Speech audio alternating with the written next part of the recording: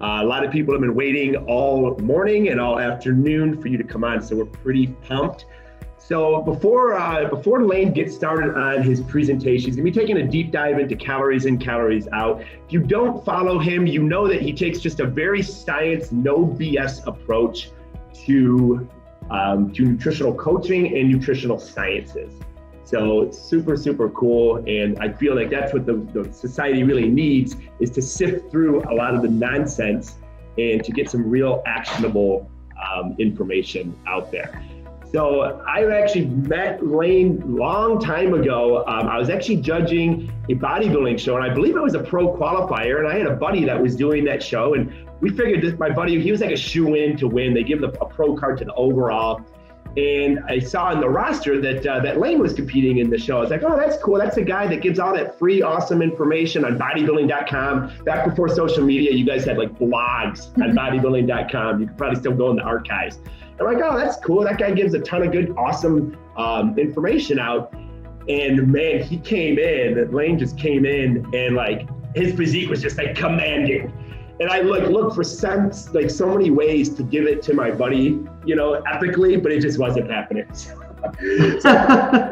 Man, it's so funny.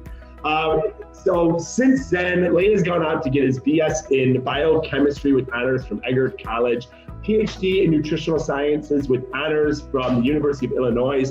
Winner of multiple, when I say multiple, I mean like darn near countless bodybuilding events, powerlifting events, has achieved pro status in both of those communities, which is absolutely awesome. Coached over 1,700 clients and over 500 competitors over the course of the last several years. Now has gone into being an author. He's the author of Fat Loss Forever, amazing book. Definitely check that out. The Complete Contest Prep Guide, Complete Reverse Dieting Guide, and launched his own nutritional coaching app. He's also the owner of Outwork Nutrition, which is an evidence-based supplement company. So Layne, we are super pumped to have you. We're gonna stop our screen share and let you take it from here. And I present Dr. Layne Norton to everyone. Thanks, Jesse. I appreciate the introduction, and it's good to see you guys again. I'm just real quick. Was that the Great Lakes States? Was that the show that was? Yeah, I think it is in Ann Arbor, Michigan, right? Yeah. So Brad was your buddy? Yep.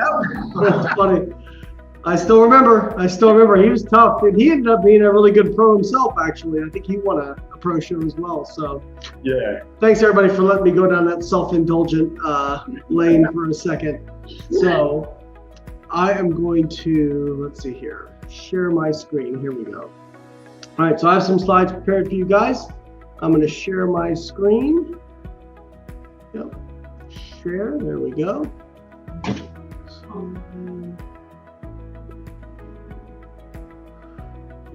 Sorry. Here we go. All right, cool.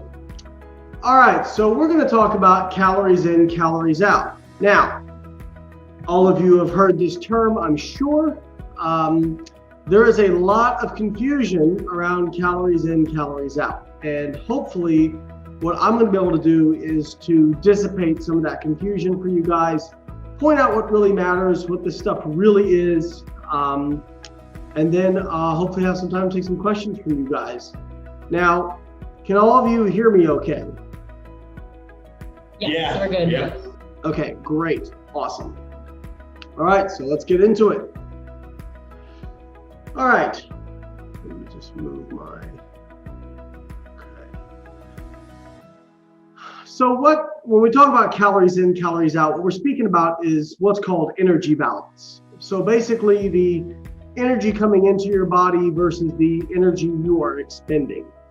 And when we talk about calories, I think one of the reasons that people struggle with this is it's kind of an abstract concept.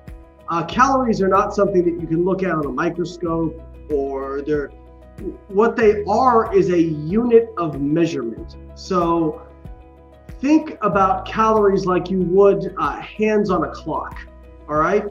Or just your speedometer on your car, right? They're a unit of measurement. Now, what they're referring to, the unit they are measuring, is the energy that is stored in the chemical bonds of the foods you eat. when we eat food, that food is digested, and through the process, and after it's digested, it's absorbed into circulation and then goes to various tissues throughout the body. Those tissues can take those compounds that were present in food, and through a myriad of different biochemical processes, can essentially extract the energy contained in those chemical bonds and use it to power unfavorable reaction, not unfavorable, sorry, I'm using a physical chemistry term. Use it to basically power reactions in our body that require energy. Okay, so a very easy thing to think about is like locomotion, right? So skeletal muscle work requires energy. The energy currency that our body uses to transfer this energy is what's called adenosine triphosphate, or ATP. And you guys have probably heard of it before. So basically, when we're looking at the food we eat, the energy that comes into our body that's stored in the chemical bonds of those foods, that then there's a few other things that can be made into, but the bulk of it in terms of transferring energy is it's used to make ATP, a high energy phosphate, and then the body uses ATP to drive a lot of these reactions in our bodies. So it's important to think about that and understand it so that when we move forward, some of these terms make sense.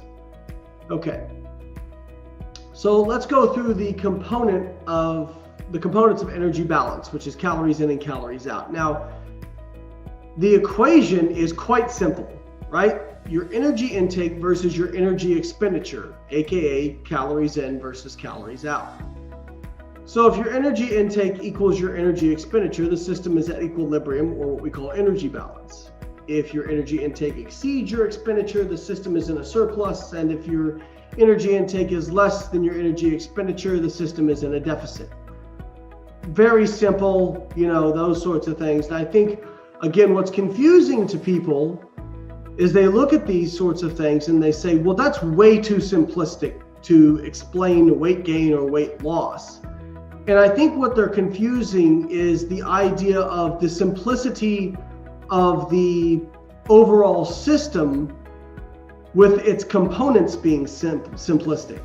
The components are absolutely not simplistic, and we're going to talk about how complicated this gets. But if I could make a comparable analogy, a budget.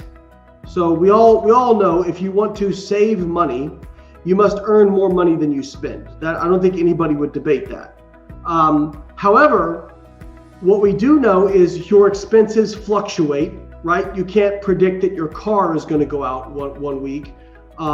If you have investments or you're an entrepreneur, your income fluctuates.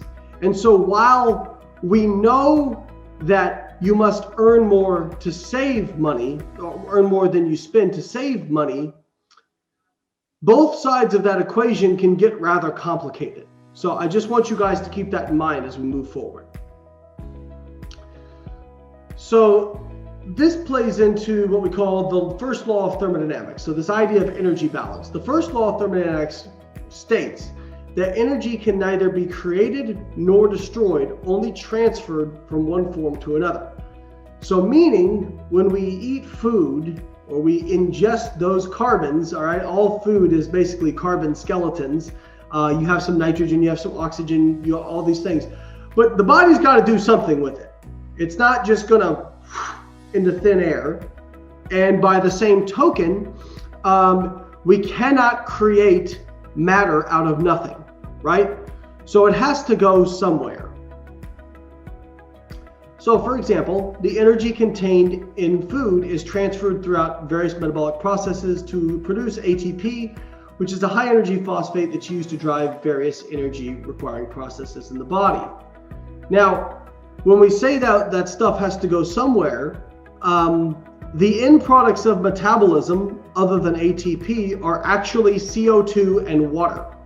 Okay, so that's actually one of the reasons that you can take the analysis for BMR or RMR uses what's called respiratory respiratory exchange. So they're looking at how much oxygen you take in versus the amount of CO2 you expel. And from that, they can actually get a really good idea of what your resting metabolic rate is, because it's very much tied to that.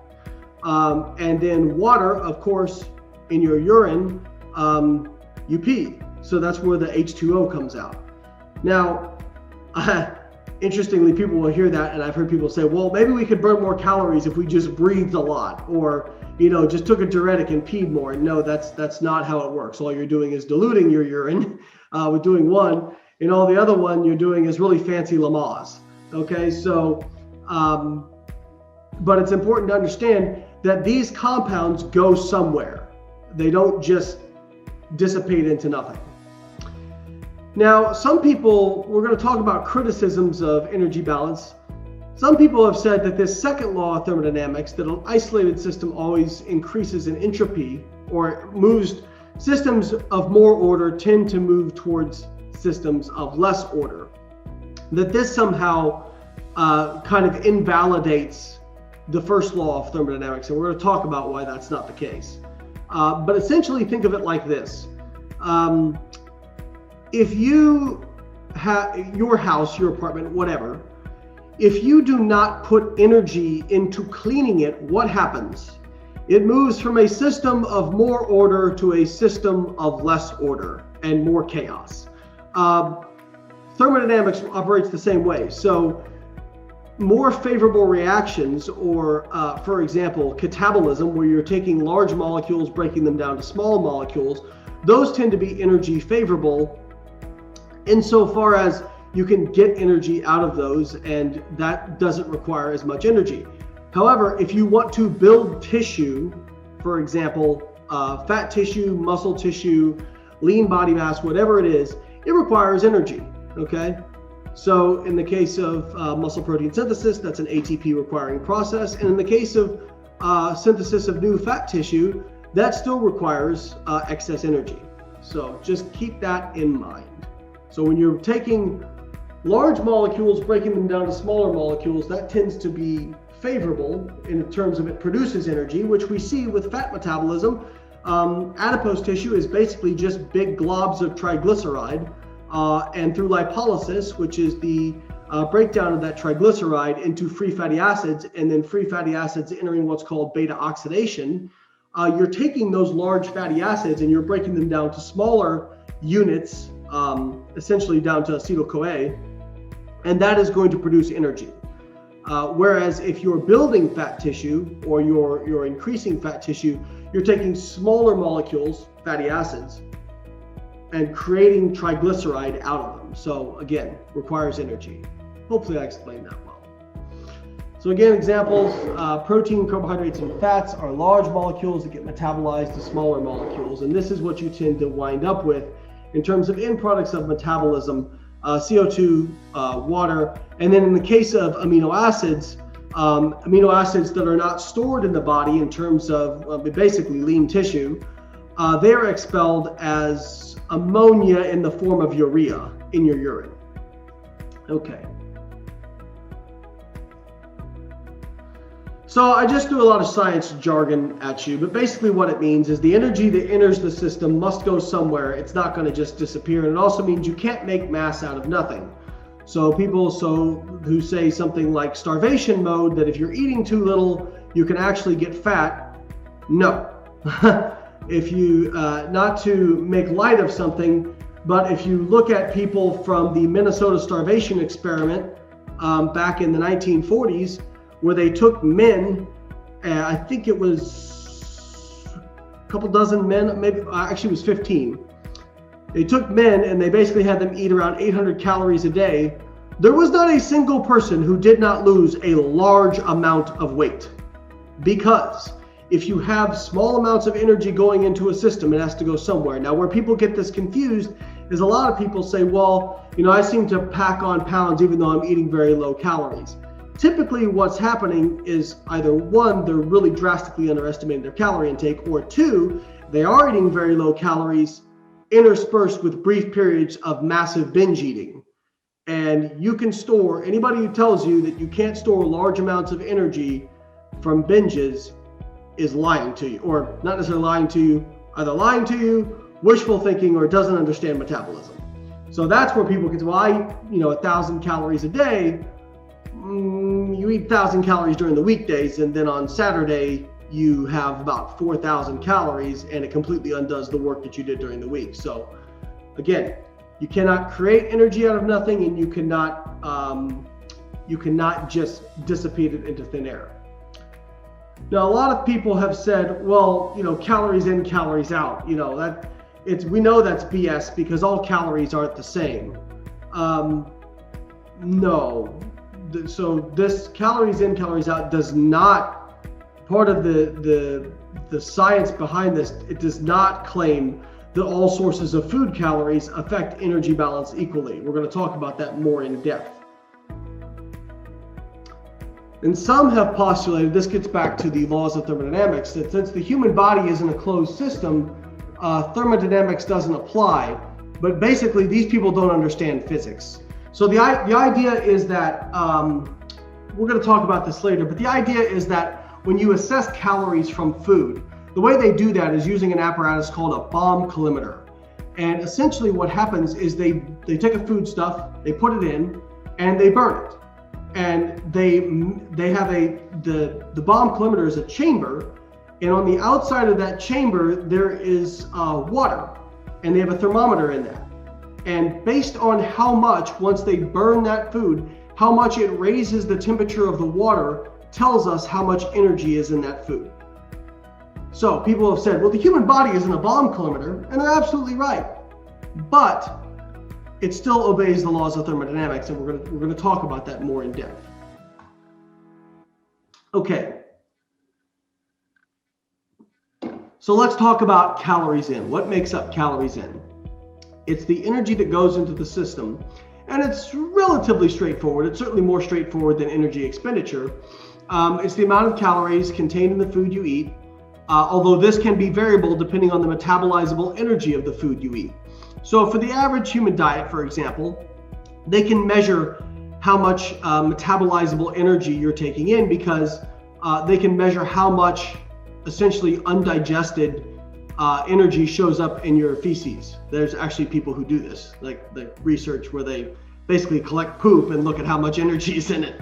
And for the most part, for most people, most diets, over 95% of the food you eat is metabolizable energy. Okay. Now, if you're eating an extremely high amount of insoluble fiber, that number is going to go down because insoluble fiber, for the most part, doesn't contain a lot of metabolizable energy, although some recent research on the gut microbiome has hinted that perhaps it's got more energy than once thought. But in any case, for the most part, fairly straightforward, the amount of metabolizable energy that goes in.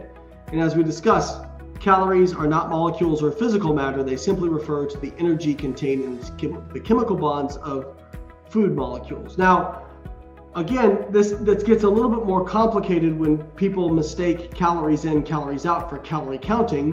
One is a tool, the other is a physical law. So I'm going to talk about this more in depth later. But keep in mind that, again, one of the points of confusion is that food labels are allowed to have an inherent 20% error, okay? Which means if your, I don't know, take a rice cake, says it has 8 grams of carbohydrate, it could actually, or let's say 10 grams of carbohydrate, we'll deal with nice even numbers. If it says it has 10 grams of carbohydrate, it could have up to 12 or as little as 8, okay? Now, people kind of freak out about this point, but if you're eating the same thing each time, it's not like if you're having the same weight of the same rice cake, that each one individually is different. They're likely all going to be the same. It's just they may be off by a little bit consistently. But if you are consistently tracking it the same way, it's not going to matter in the end. And I'll explain more or why a little bit more in detail later. So if we look at the energy values that's assigned to protein, carbohydrates, and fats, the what we call Atwater values, those are 4, 4, and 9 calories per gram. While the calories refer to the energy contained It does not capture the energy expenditure associated with the digestion, absorption, and utilization, and more on this, we'll have more on this later. Although, if you burn protein, you actually get about 5 calories per gram, but they subtract 1 calorie because the nitrogen, which contains energy, but our bodies are not set up to metabolize the nitrogen energy, and so it's subtracted from the value. So again, essentially the same value as carbohydrate. All right, now let's talk about components of calories out, which is far more complicated. Now, calories out, a lot of people confuse this. They think, well, I wear this Apple Watch and it tells me how many calories I burn per day. No, it doesn't. It gives you an estimate of your energy expenditure based on an equation. Most of these devices, by the way, when it comes to exercise, based on the latest meta-analysis, most of these devices overestimate energy expenditure by 30 to 100%.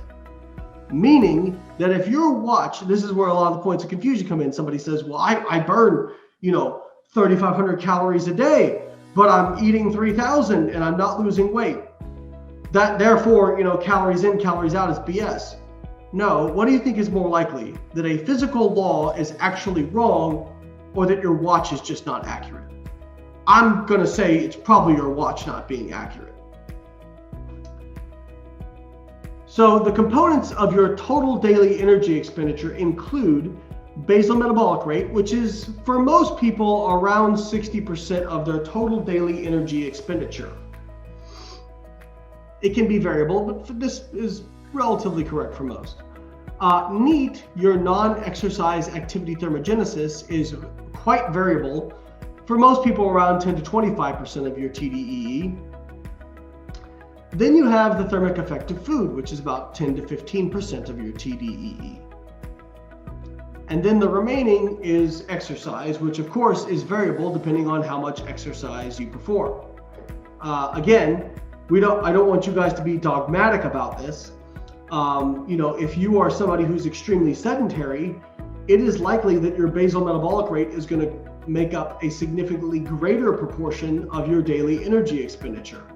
If you are an elite athlete who trains, 5 hours a day, over half your daily energy expenditure may be from exercise. So again, these are just relatively normal numbers that we see. So if we want to know what our total daily energy expenditure is, it's basically going to be your basal metabolic rate, or some people call it RMR, some people call it REE. And if I'm being completely scientifically correct, there are subtle differences between all those. However, they're essentially referring to the same thing. How much energy does it take to keep the lights on? So how much energy do you expend just doing nothing other than laying down? So your BMR plus your NEAT plus your TDF plus your exercise is essentially what your TDEE is going to be. So all that stuff is calories out. So it's a balance. Let's talk about why. Now, total daily energy expenditure captures all the energy expended by the system. And they can do this in scientific experiments. It's actually pretty darn cool. So we talked about what a bomb collimator is, and they say, well, people's bodies aren't bomb collimators. No, but we can put them in a bomb collimator, actually, a big one. It's called a metabolic ward or a metabolic chamber. Basically, this is a chamber that is closed, and you can put someone in it, and just like that just like that piece of food, you can have water and a thermometer inside or on the outside of the chamber that's measuring how much energy that person is giving off based on the temperature that water changes. How freaking cool is that? We can actually do that. Now, here's the rub where people say, well, people's bodies aren't bomb collimators. You don't have to have a closed system to account for the energy expended. In fact, if your body was a closed system, you wouldn't expend any energy because it would all be contained within yourself. You'd actually just explode because you'd overheat. So when we give off energy like NEAT, BMR, thermogenesis in general, that is captured by the universe. So even though our bodies are not closed systems, our bodies exist within the universe, and the universe, for all intents and purposes, is closed, if that makes sense. So when people use the idea that, oh, well, our bodies aren't bomb climmators. No, but that's a straw man argument. You don't have to be a bomb climmater in order for calories in, calories out to be true. So why do people get so confused by this? The first one being is that these are not independent variables, okay? So I think a lot of the confusion is people say, well, I track my calories, and I took out 100 calories and nothing happened. So this can't be right. Well, a lot of the problem is that your body is quite adaptable. And we know that if you increase or decrease calories, your body will increase or decrease caloric expenditure. And so anybody has observed this if they've ever been on a diet. If you've been on a diet, what typically will happen is when you cut calories, you will start losing weight. And eventually you plateau on that level of calories that you've cut to. Why is that? Shouldn't you just keep losing weight indefinitely if you're in a calorie deficit? Well, no. What happens is your body adapts. So the energy into the system can change the energy output. So we know that overfeeding can increase your total daily energy expenditure, mostly through changes in BMR and NEAT. In fact, while eating in a calorie deficit decreases your total daily energy expenditure. So this is what I hear a lot. I ate in a calorie deficit and didn't lose weight. No. You ate in what maybe you thought was a calorie deficit and you didn't lose weight, or you ate in what was predicted to be a calorie deficit based on some online calculator. But the fact remains that if you did not lose weight, and when I say lose weight, people also get confused based on weight fluctuations from day to day because they weigh themselves sporadically. So maybe somebody started a diet on Monday and they don't weigh until the following Monday, and they see they gained half a pound and they go, oh, see, this doesn't work. Whereas if they'd been weighing daily, they would have seen their weight average probably went down, and that one singular day they picked out just happened to be a fluctuation. If anybody weighs themselves daily, I do, I will fluctuate as much as 1.5% of my body weight from day to day. That's why I don't look at any one day as indicative of what's going on with me. I weigh myself each day and I use the average from week to week to make comparisons. And if you do that, what you will find is that if you are in a calorie deficit, you'll lose weight. And if you're not losing weight over the course of weeks, on average, again, then you're not in a calorie deficit. I got ahead of myself.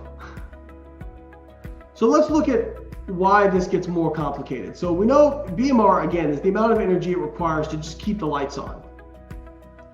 And the major factors that influence BMR are your lean body mass, your fat mass, your age, and your sex. If you decrease lean body mass and fat mass, you decrease BMR even when you correct for weight. So what I mean by that is, if you are 200 pounds and you lose 30 pounds and you're now 170 pounds, we would expect to see a decrease in energy expenditure from the simple fact that you don't have as much mass to carry around anymore, right? So that being said, we see a further decrease in daily energy expenditure beyond what would be predicted based on the amount of weight you lose. In terms of BMR, this is usually anywhere from 10 to 15% of the person's BMR. This is what's called metabolic adaptation. And we see the opposite during overfeeding. In fact, there was one very famous overfeeding study, just to show you how variable this is. This is another thing that really confuses people. This is quite variable from person to person. There was an overfeeding study where they overfed people, I think it was for 8 weeks. They overfed them by 1,000 calories per day. the vast majority of the subjects gained a lot of weight. One person gained nothing. Now, people will look at that and say, well, that disproves calories in, calories out. When they examined this person's physical activity, what happened was this person just became spontaneously more active. And I'm not talking about like active insofar as like, oh, I need to burn more calories, so I'm gonna go for a walk. I'm talking about they just fidgeted a lot more and they just moved around. They couldn't sit still. We see this a lot in people who are what's called obesity resistant. There are obesity resistant individuals out there, and most of them, if you try to overfeed them, what happens is, without realizing it, they just become much more active. We also have people on the opposite end of the spectrum where when they decrease their calorie intake, they spontaneously become much less active. And again, people will say, that's not true. I kept my exercise the same. I'm sure you did. But exercise is only a portion. Remember, your non-exercise activity thermogenesis is a large amount of your daily energy expenditure. And what they found with the I'm getting ahead of myself. I'm going to stop. I'm going to get back to that point, so keep it in mind. So it's hard to know your exact BMR. Equations are only estimates, and indirect telemetry, while more accurate, is still only an estimate. NEAT, what we're talking about. This is very important. Non-voluntary movements. A lot of people kind of poo-poo NEAT as something that we don't really need to worry about because it's not our actual metabolism. It's just, I've heard people say, it's just physical activity. Or if people, if we see a decrease in energy expenditure, they say, well, they just became less physically active. NEAT is not something that you are able to modify consciously. Okay, I've heard people say, well, I'm gonna go out for a walk and get my NEAT up. No, that's called exercise. When you are purposely doing it, it's exercise. NEAT is completely non-voluntary. Just for an example, we had one of our Team BioLayne clients, I believe she was coached by our coach Noah. She started cutting and her average daily steps were 8,000 per day. We didn't give her any instructions to modify her step count at all, nothing like that. She started a calorie deficit. A week later, her average step count had dropped to 4,500. She had become spontaneously less active without even realizing it. And she said she kept all of her normal exercise activity. She did not perceive that she changed anything in her day-to-day life. She just stopped moving when she wasn't exercising. Pretty fascinating. So NEAT would be categorized as fidgeting, non-ambulatory movements, and unintentional movements. So like if I'm like giving a seminar, you'll see me like waving my hands and I'm moving back and forth, I'm doing this stuff. That's, I'm not doing that on purpose. That is part of NEAT. And caloric restriction to induce a 10% reduction in body weight. So there was a study showing that if they reduce subjects' body weight by 10%, they saw up to a decrease in NEAT by 600 calories per day. Think about that for a moment. That is not something consciously modifiable. Your body is very, very smart, and it's going to try to keep you from being in a deficit and essentially starving yourself. Here's the other rub with NEAT. Very difficult to measure accurately. So the only way you can determine NEAT is by determining the total daily energy expenditure, either by metabolic chamber or what's called a technique called doubly labeled water, and then using algebra. Basically, you have to find out what the total daily energy expenditure is, and then you can also measure their BMR. Then you typically use a constant for TEF, and then you can measure exercise activity as well. And then what's left over is NEAT. So you can't even measure it directly. TEF, thermic effective food. So this is the amount of energy required to digest, absorb, and utilize nutrients. It's kind of like a internal combustion engine, right? Like a car. If you put gas into a car, the car just doesn't start moving after you put the gas in.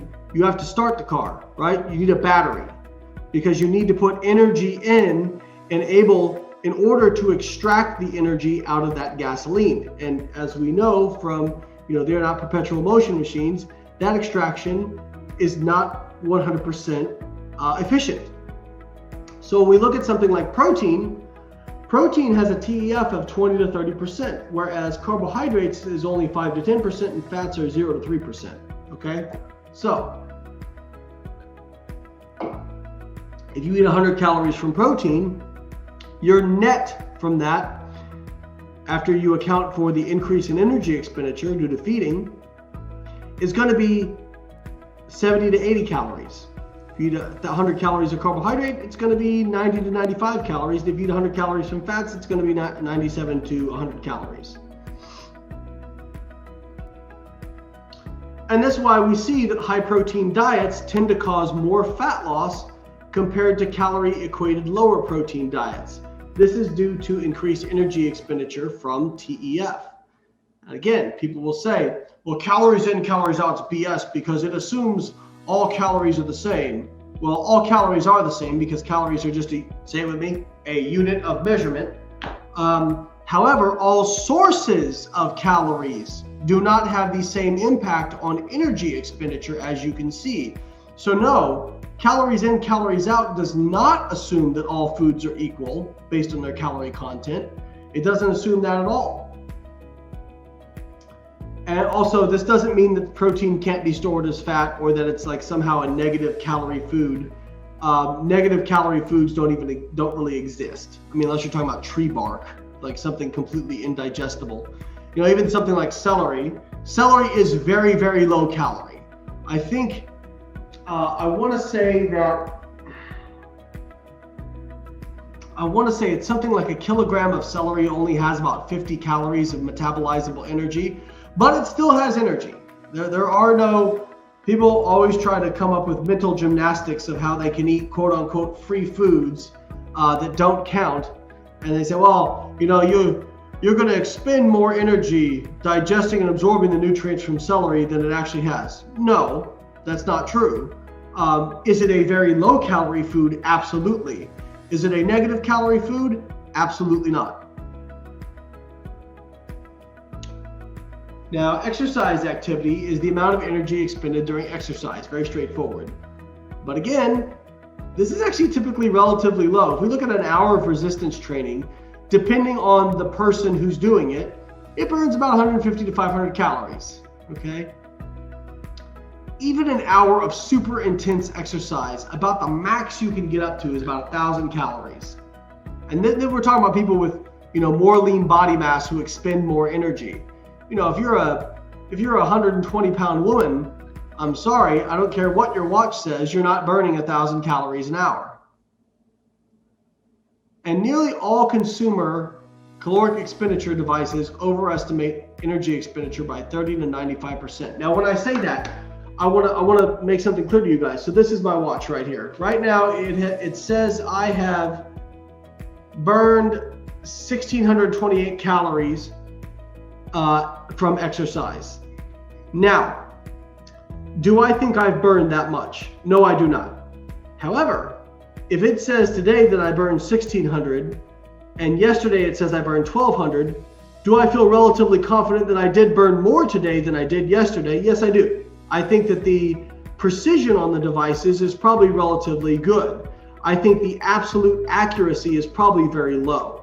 So what I've been able to determine over the course of time based on because I can track my intake and I can track my body weight and I know what intake I maintain my body weight at, and it's about 33 to 3,400 calories per day. And so if I know what this usually says at the end of the day, and I average about what this device will tell me about 1,700 calories by the end of the day from physical activity, then I know, okay, well, if I want to maintain my body weight on these calories, I probably need to be averaging about 1,700 on this device. Hopefully that makes sense to you guys. So you can use it a little bit, just do not get hung up on the absolute number. That's very important. It's the same thing with body fat measurements, okay? There is no measurement of body fat that's accurate, period. Unless you want to die and have your cadaver examined. That's it. That's the one accurate way to get body fat measured. All measures of body fat, even something like DEXA or underwater weighing, they all make various assumptions and use equations in order to determine that. So again, it's like when I take my body fat and it tells me I'm 6%, do I believe I'm actually 6%? No, I think calipers underestimate body fat. But I don't really care because I'm only looking at the relative change. Hopefully that makes sense. So this is another big reason a lot of people might think they eat in a deficit but not lose weight, because their device tells them that they, imagine if your device was one that overestimates energy expenditure by almost 100%. You say, well, I'm burning 500 calories from exercise a day, when in reality you're burning 250, right? So this is part of the confusion that plays in. Here's another confusion. Many people they think that calories in, calories out is the same thing as counting calories. It is not. Again, one is a physiological law. It would be like saying that, I'll give you a great example. Calories in, calories out refers to the underlying physiological process concerning energy intake and expenditure. And tracking energy intake versus is easier than tracking your output, but still fallible because of the inherent error of food labels. Now, that being said, as we discussed, we know, hopefully everyone agrees, that if you want to save money, you must earn more money than you spend. You do not need to keep a budget in order to save money. You can save money without keeping a budget. But many people find a budget to be helpful because they can see where their expenses are going and make modifications. Counting calories works exactly the same way. You don't need to count calories to lose weight. And again, people say, well, I know calories in, calories out's BS because I lost weight without tracking a calorie. Well, yeah, but that doesn't change the fact that you still ate less calories than you burned. So, here's the big thing that people don't like to talk about. People are notoriously bad at reporting their energy intake. And I use a comparative fiscal analogy again. Did you know that most people underreport the amount of debt they have by 150%?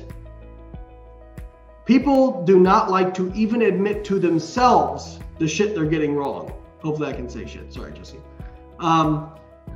So when it comes to energy intake, everyone underreports, and I mean everyone. Even dietitians underreport by about 10%. Your average person underreports by 30 to 50. Obese women tend to be the worst. They underreport by almost 70% on average.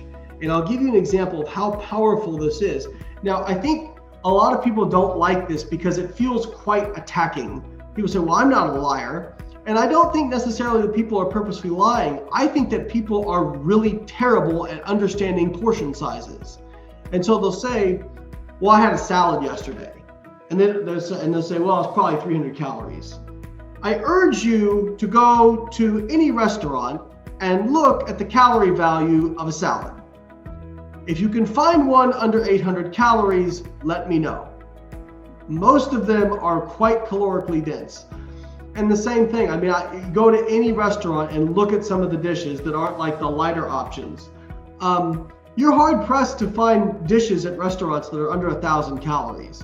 But people eat that stuff like that all the time, or they dump oil all over their food and don't realize how quickly that stuff adds up. And I'll give you one more example of, there was a study that was done where they told people, we want you to track your intake and report it. And we're going to give you doubly labeled water so we will be able to tell how much you were eating based on your doubly labeled water, based on collecting your urine and a few other metrics. We will know what you're eating. Not only did they still underreport, they argued with the researchers about how much they ate. So even though the researchers monitored them and knew how much they ate, they still argued with them. So again, I always tell people, if you want to be depressed, go weigh out a serving of ice cream. go weigh out a serving of peanut butter. And I'm not talking about volume measurements. I'm talking about weigh it out on the scale. Weigh out a serving of cereal. I promise you, if you've never done it before, you're going to be like, that bowl of ice cream that you tracked as a serving was actually 3 servings. That bowl of cereal you tracked as a serving was actually 4 servings. That scoop of peanut butter that you thought was a serving was actually 2.5 servings. So again, people are really bad at estimating their intake. And I had a gal who messaged me, swore up and down she was eating 1,600 calories a day, but I found out that she measured and she's like, I measure everything. And I was like, you weigh out everything? She's like, oh no, I do like scoops and cups and whatnot. I said, okay, do me a favor, just eat what you've been eating, but I just want you to weigh everything this week. She came back and she said, oh my God, I'm eating 2,700 calories a day. And I said, well, there you go. But it's very freeing, because you also realize, okay, my metabolism isn't broken.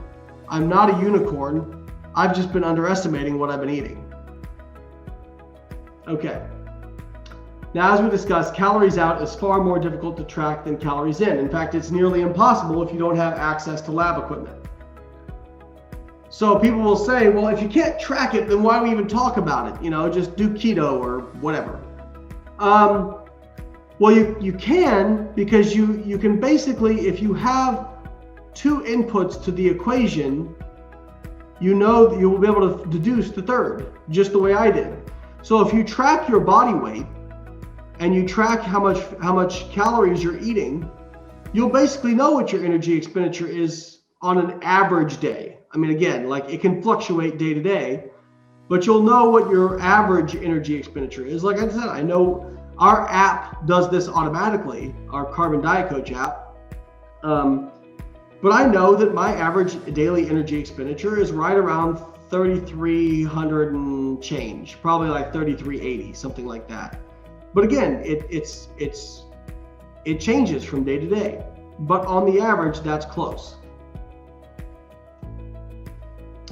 Now, bringing this all back together, anything that's going to provide a favorable or unfavorable effect on weight loss or gain is going to do so by either modifying energy intake, energy expenditure, or both. So let's go through this a little bit, because I think this is another place where people get goofed up. So what we hear then is, calories in, calories out, it's fine in theory, but it doesn't, it's BS because it dismisses hormones. No, it doesn't. It absolutely does not. Because if a hormone is going to affect your weight, it is going to do so by either modifying your basal metabolic rate, your TEF, or your physical activity. One of those 3. So, for example, let's take thyroid hormone. Okay, that is a legitimate thing that actually modifies your energy expenditure. And in the research, we see that the lowest value I was able to find in terms of decreasing your metabolic rate was individuals with hypothyroidism can have a reduced BMR by up to 25%. So that's, if you're talking about your average person, most people's BMR, my BMR is around 2,000 calories per day. So if I had hypothyroidism, I could be, up to 500 calories, like it could be 1,500 instead of 2,000. If your BMR is 1,600, or theoretically should be 1,600, it might be 1,200. So that simply means, again, people say, well, calories in, calories out, is BS because of, this. Well, no, it just means what a calorie deficit for that particular person is going to be much lower than what we might predict, right? So they can still lose weight. It's just going to be on lower calories than your average person.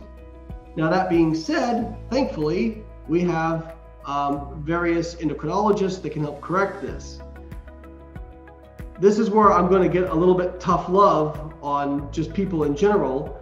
What I hear a lot is, well, I can't lose weight because of my hormones.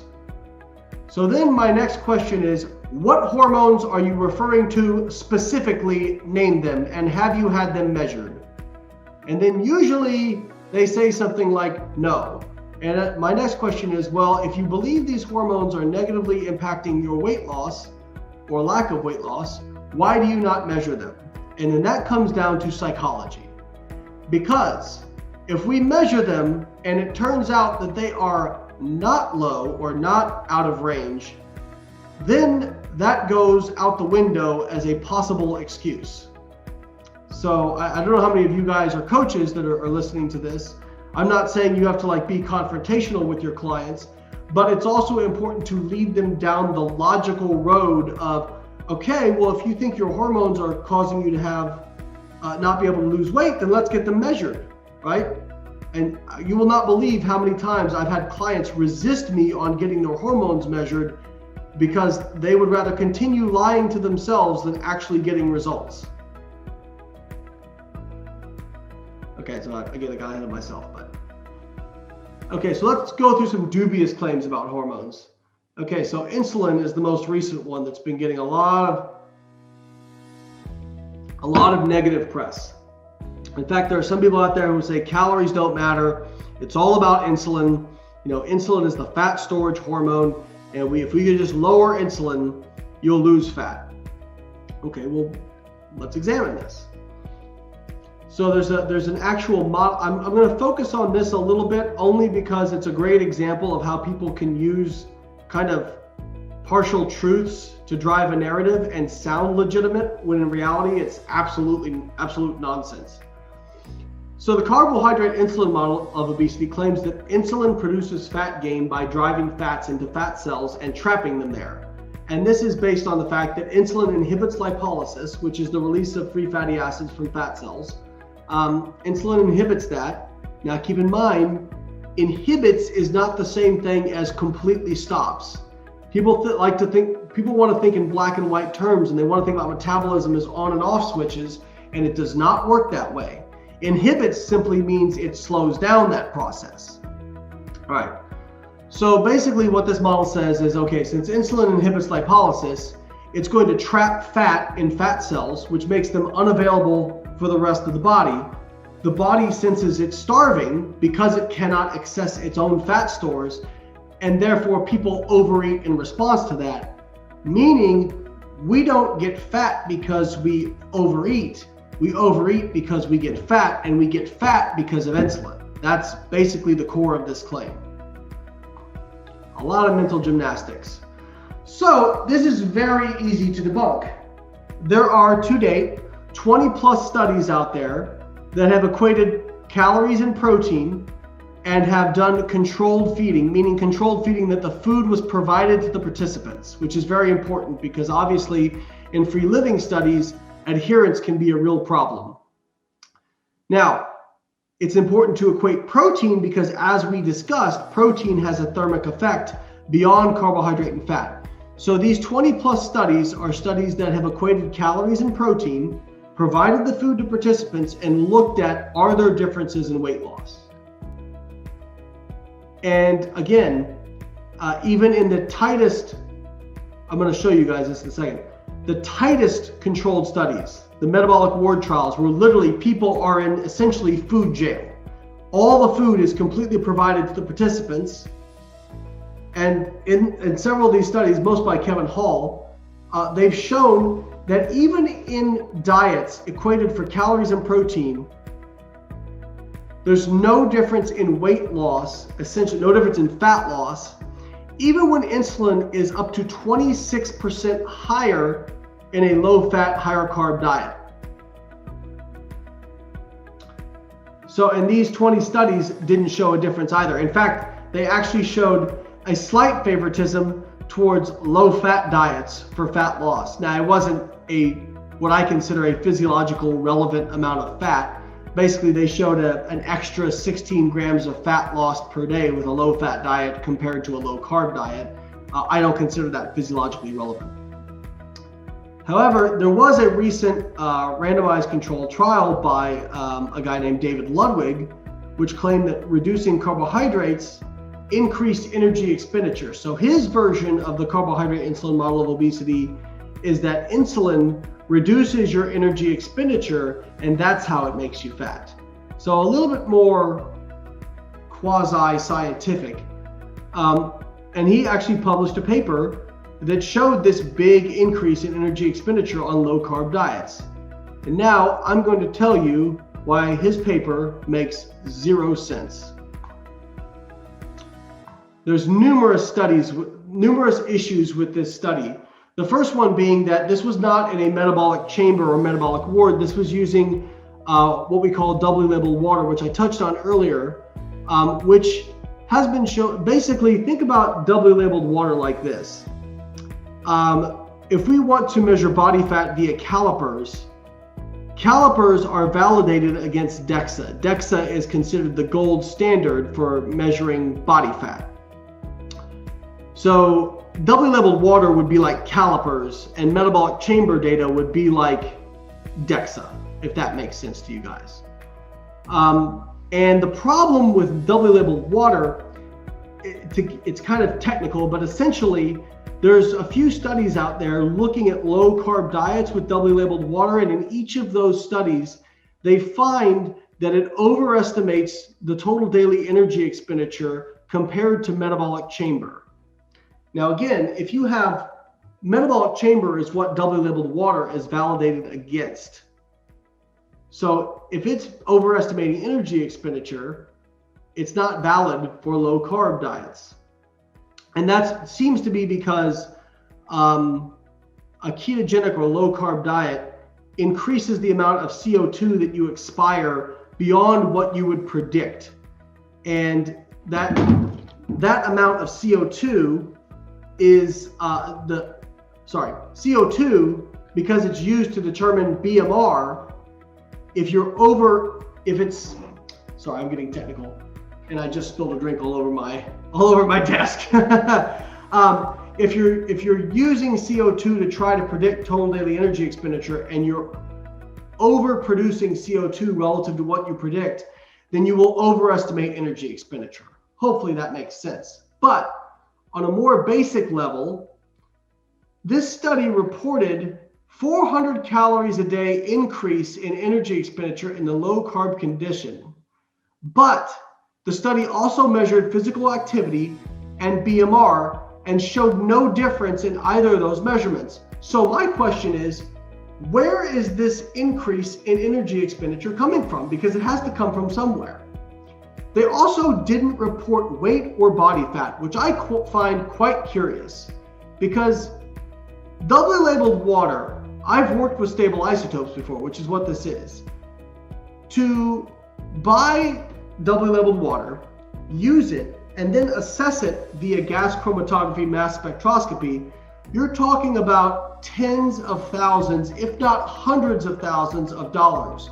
So you're telling me they had money for this, but couldn't pinch their skin or have them step on a scale? Because if they really had an increase in energy expenditure of 400 calories per day, what would we expect? We'd expect them to lose weight and lose body fat. They never reported this. So again, it's just simply not supported by the data. So this is what we call a forest plot. And basically it's looking at different studies. So all these along the left-hand side here, hopefully you guys can see my mouse. These are all different studies. Now, if you look down at the bottom here, if it's to the left, it means it favors fat loss on the low carb or low fat diet. If it's to the right, it means it favors the low carb diet. So these dots here are the averages from the study, okay? Let me put this over here real quick. The bars indicate the level of variation from subject to subject. It's called standard deviation. Okay, but what you need to know is if you look at this dot down here, okay, this diamond, this is basically the summation of all these means, okay? And what it finds is that if you equate calories and protein, there's very little difference between low carb diets and low fat diets in terms of fat loss. In fact, there's a slight favoritism towards low fat like we discussed. Now again, compliance is the science.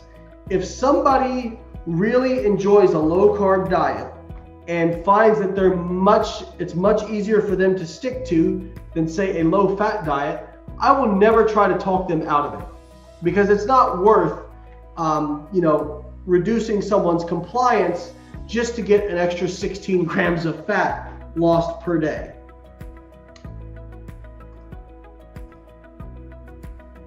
So the claims, I'm sure you guys have heard two people say, well, insulin makes you hungry. That's actually not supported by almost any data. So there was actually a new metabolic reward study, where they looked at a low-fat plant-based diet versus a high-fat, low-carb ketogenic diet, and they actually found that the low-fat diet was much more satiating than the low-carb diet. In fact, the low-fat diet, these people spontaneously reduced their calorie intake by almost 700 calories per day. And I think a lot of this confusion stems from the fact of what people think a carb actually is. I hear people say, well, I'm addicted to sugar, or, I just eat a lot of sugary foods. And when I have them describe what foods they're talking about, they talk about cakes, cookies, donuts, ice cream, all of which have as much, if not more, calories from dietary fat than they do carbohydrate. So the addictive foods that people talk about that are easy to overconsume, they're not high carb foods. They're high carb, high fat, high sugar, and usually higher in sodium. Great example is a baked potato. Try to eat a large amount of a plain baked potato. It is actually one of the most satiating foods on the planet per calorie. But if you slather it in butter and salt, all of a sudden it becomes much easier to consume. And there you have it. Highly palatable foods that are easy to overconsume are not just high in carb or fat, they're typically high in both. Just from a mechanistic perspective, if you inject lab animals with insulin, they stop eating food. So if insulin's making people hungry, how does that work? Now let's examine these claims a little bit further and wrap up. So the carbohydrate insulin model claims that insulin traps fat in fat cells, making it inaccessible for the body. They've actually found that obese people release more fat into circulation from fat cells, not less. And even so, in studies where they inhibit free fatty acid release, it doesn't impair fat loss, probably because they're also storing less fat. And I don't know if you guys heard recently about a new drug that's going to be used for obesity treatment. It's called semaglutide. That, along with liraglutide, are what's called GLP-1 mimetics. So people who took semaglutide lost anywhere from 15 to 20% of their body weight on average. Did you know that both of these induce weight loss and also increase insulin? To me, this is the most damning aspect of this theory. If you took a drug, if insulin truly makes you fat, if you took a drug that increased insulin, how in the world would it help you lose fat? It should be the exact opposite. Oh, by the way, these people also improve their markers of health, because then people who are low carb advocates might say, well, okay, they lost weight, but how healthy are they? Well, they're plenty healthy. So again, if insulin were the primary cause of obesity, none of these things could be true. All right, so let's take one more aspect of this, since the low carb diets. And again, I'm not saying low carb is not a viable way to treat obesity or lose fat. It absolutely is. It's just not magic. It's just a way to control your caloric intake. So this is a figure from my book, Fat Loss Forever. What we know is that based on overfeeding studies, about 98% of the fat you store in fat cells is from dietary fat. Less than 2% is from dietary carbohydrate. For dietary carbohydrate to be stored as fat, it has to go through a process called de novo lipogenesis. That in a mixed diet just doesn't happen to an appreciable degree. So people who advocate for low carb diets will often say, Well, if you're eating a low carb diet, you're burning a lot of fat. It turns you into a fat burning furnace. You guys might have heard that. Yes, if you eat a high fat diet, you will burn more fat because you're eating more fat. You're providing your body with that substrate for fuel. However, we also know that since you don't really store dietary carbohydrate as fat, if you're eating a high fat diet, yes, you burn more fat, but you also store more fat.